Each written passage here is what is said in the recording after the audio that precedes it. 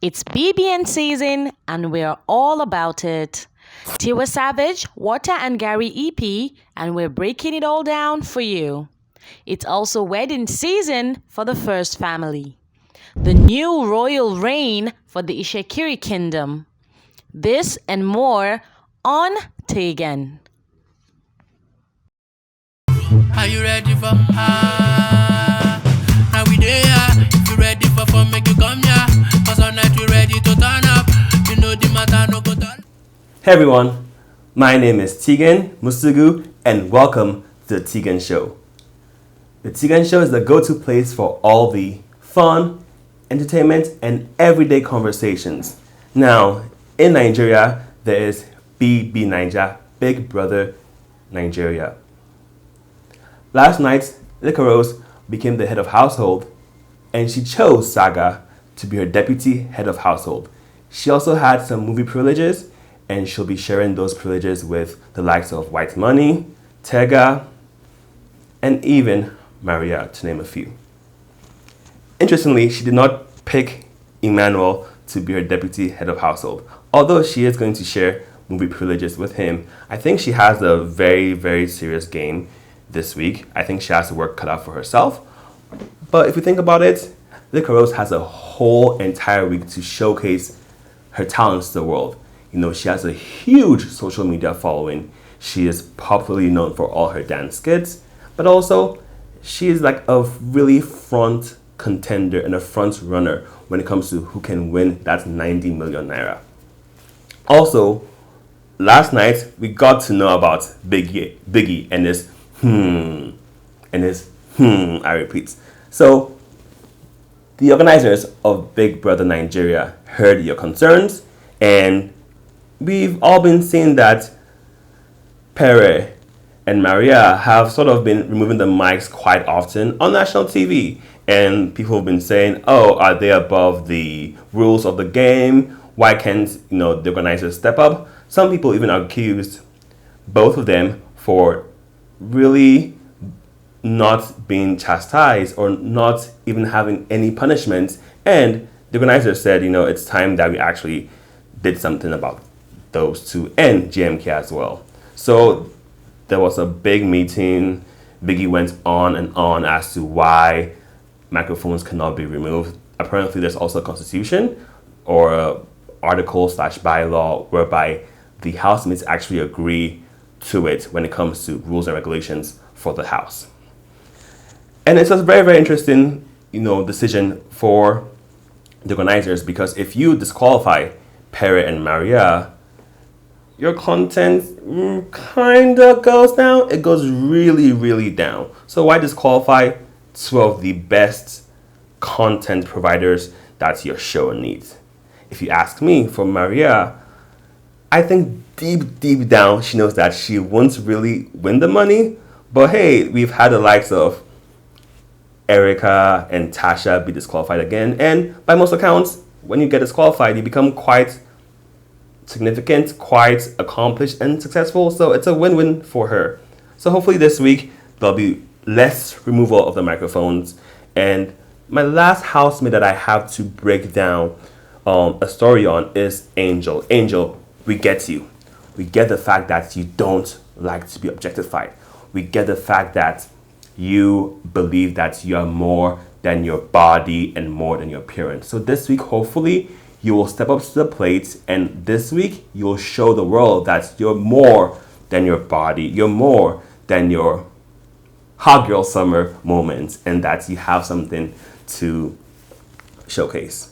I think maybe 2 or 3 housemates might be going home this week, but we'll see, and we have all the updates for you. Speaking of Big Brother Nigeria, former contestants from last year, Dorothy Bacho, had an account with the EFCC, the Economic and Financial Crimes Commission.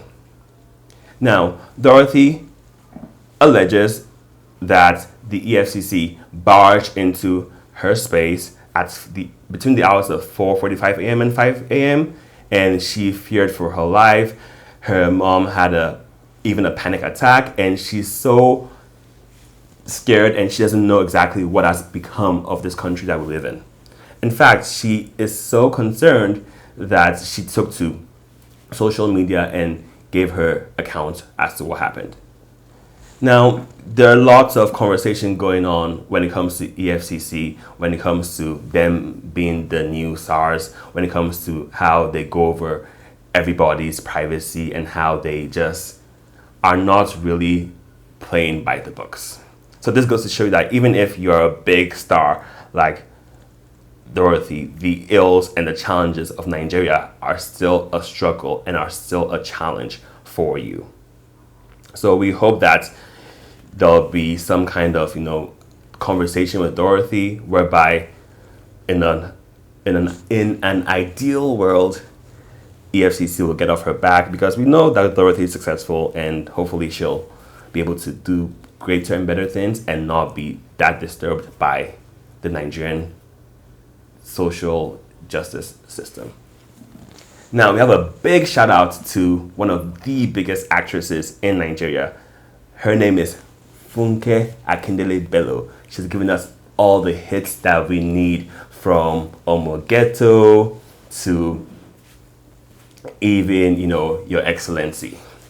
Now, Funke Akindele Bello celebrated her anniversary with her husband, JJC Skills, yesterday, and she actually had an interview with Chewed, whereby she talked about how her previous marriage was not what she had expected, but if she knew what she knows now, she wouldn't have rushed into marriage.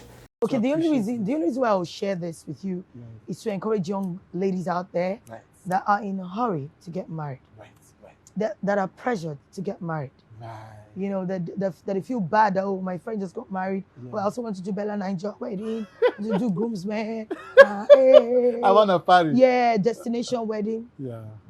Calm down. Take your time. If you're rushing, you will rush out. And it's so good to hear her say that, because so many of us believe that life has to be lived based on deadlines, based on, the world's,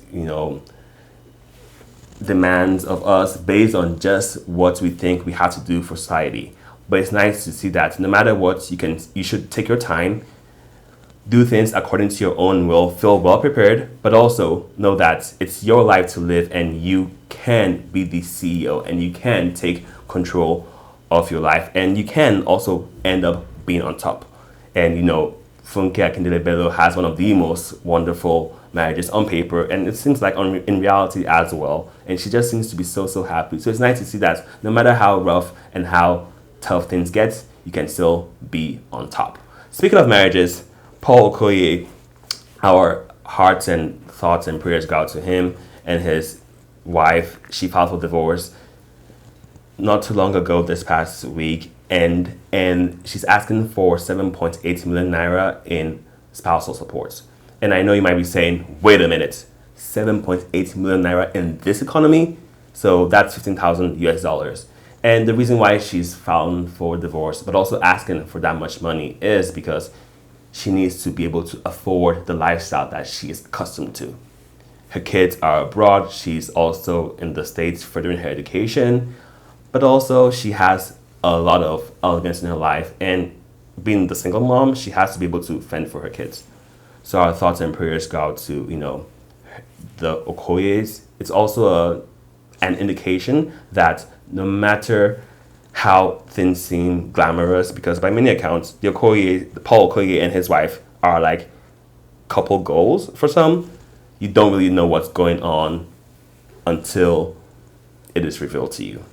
So lastly, let's talk about Tiwa Savage's new EP, Water and Gary. Now, this is a masterpiece, and it's quite refreshing to see that Tiwa Savage has multiple sides to her work. She's an artist. She's put in her A game in the industry. She's worked with some of the biggest names, and it's quite refreshing to see that Tiwa still has it going on when it comes to being that creative global artist. I kind of miss the old Tiwa Savage because I used to like the Once Upon a Time album, Celia. This one is not really on my favorite list, but for those of you that, are expecting a newer sound, a more boats-like music EP, this is for you. Pharrell described it to be, boats music. There's a video of her and Brandy just jamming and enjoying to it. And I think, Tiwa is one of those artists right now that no matter what she does, she's sort of in that category whereby it is gold and she can make things happen just by taking risk. But don't go any further. We have more Tegan for you, and we'll come back with more stories on everything going on in our country. It's time for Tegan. Entertainment topics. Let's go. I'm a superstar. Because finally we're here. Everything from politics. We all think he's preoccupied. Speaking of bad leadership, our dear president is committed, and so much more. Onions, the new gold. There's more Tegan. Cheers. For more information, visit our YouTube channel, The Tegan Show, and follow us on our social media platforms or visit our website for more details. One thing that is so unique about The Tegan Show is that we talk about everyday political life, social issues, and things affecting the everyday individual. Now, in Nigeria, we know that our priorities sometimes can be aligned or misaligned. The Federal Executive Council, the FEC, they approved a budget of 658 million naira to purchase sniffer dogs. These are dogs that smell for illegal substances in airports such as Abuja Airport and Lagos Airport. Now, yes, drug trafficking is a thing, and yes, it's of utmost priority for our country. Needless to say, 658 million naira is a lot of money. There are so many things that we can use that money for. We can use that money to build better bridges, better roads, improve our schools, quality of water, even to provide humanitarian assistance to communities in need. So to think that our trusted FEC is approving such a huge amount of money makes me ask the question, why does this keep on going over and over again?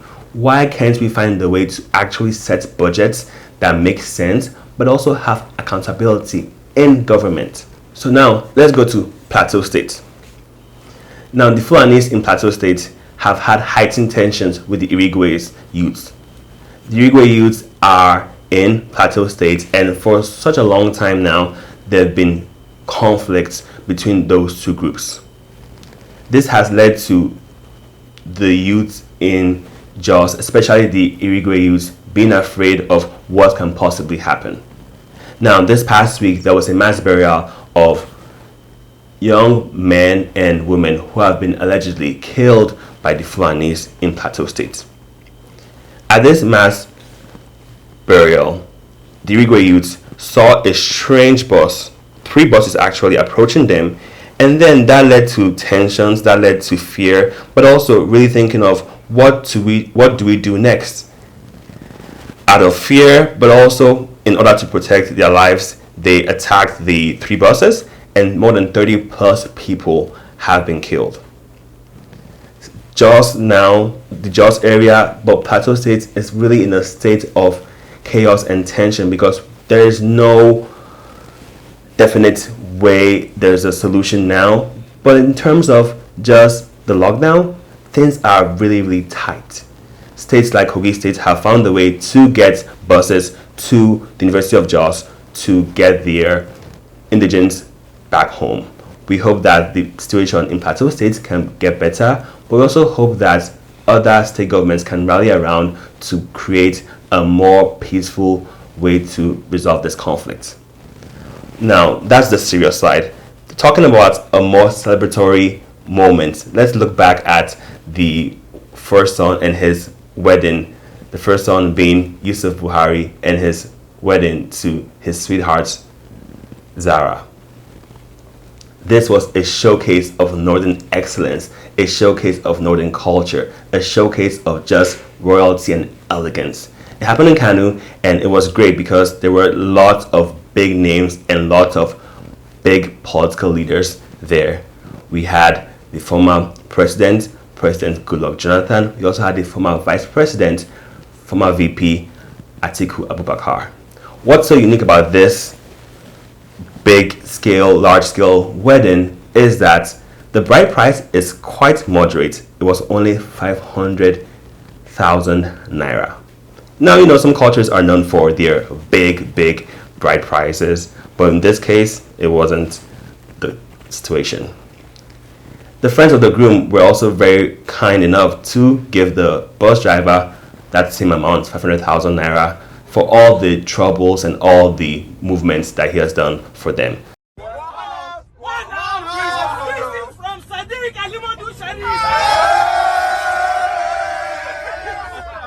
At least the first son and his crew or his group of brothers and friends really are a kind bunch, and they are thinking about ways to make a difference, even if it's on a small scale. But think about this, the first son's wedding. Guess how many private jets were there? Just guess. No, it's not 10. Nope, not 50. 100 private jets. So yes, we want to tame our luxury, we want to tame our lifestyle quite down. But at the end of the day, we all know that when you have it, and there's no shame in showing it. In fact, those 100 private jets were way more than what happened in the UK at the royal wedding. Now, let's talk about the royal reign, and let's talk about the Ishekiri Kingdom of Delta States. Recently, there was the coronation of the Olowori, His Excellency Oba Ogame Atuache III.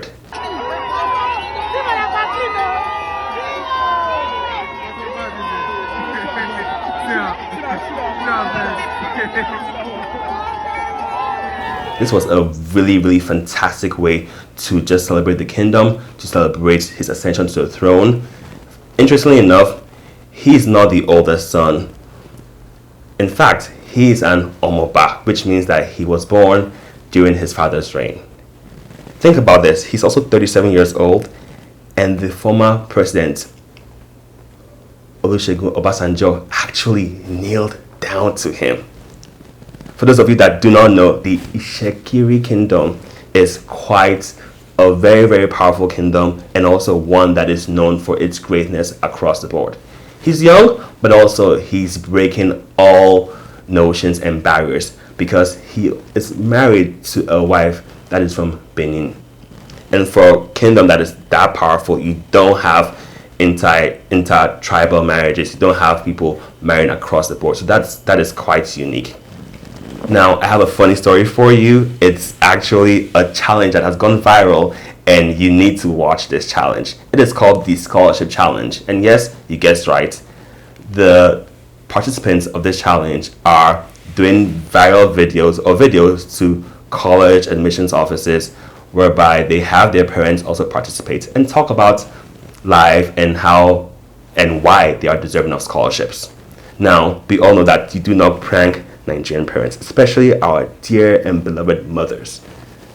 This is a video of things going south and of things going not as planned as expected. Watch this because at the very end you will crack up and it is ridiculous. So, hi guys, I'm here with my mother. Sorry, let me just move the camera a bit. This is my mom. And mom, do you want to say your name? Hi, my name is Yemi. And they told us that we needed to do a scholarship in regards to upbringing, how you are, your life. So my mom's a single mother. What's it called? Growing up, it was kind of tough. We lived in Wembley. Mom, how tall was the house? Like 3 floors. My mom was two or three floors. Yeah, 3 floors. Yeah, 3 floors. Obviously, we moved. I won't say the location where we moved to. So growing up, I was kind of like a bad child. Mom used to work 2 jobs. She used to leave us at home by ourselves and everything. Then it got to a stage where my mom started prostituting. Show ya wereni. Diola. I was being prostitute. Oh, shereni. What do you mean prostituting? I don't know. Share this rubbish, you know. What do you mean shut the fuck up, man? Prostituting. Hey everyone, that's all we have for you today. Subscribe to our YouTube channel, The Tegan Show. Follow us on all our social media handles at Tegan Talk Show. And don't forget, our big season premiere is September 10th. Cheers. Are you ready for? Ready for? Are you ready for? Now we there. If you ready for fun, make you come here. Cause all night we ready to turn up. You know the matter no go down. Now we there. You ready for fun, make you come here. Cause all night we ready to turn up. You know the matter no go down.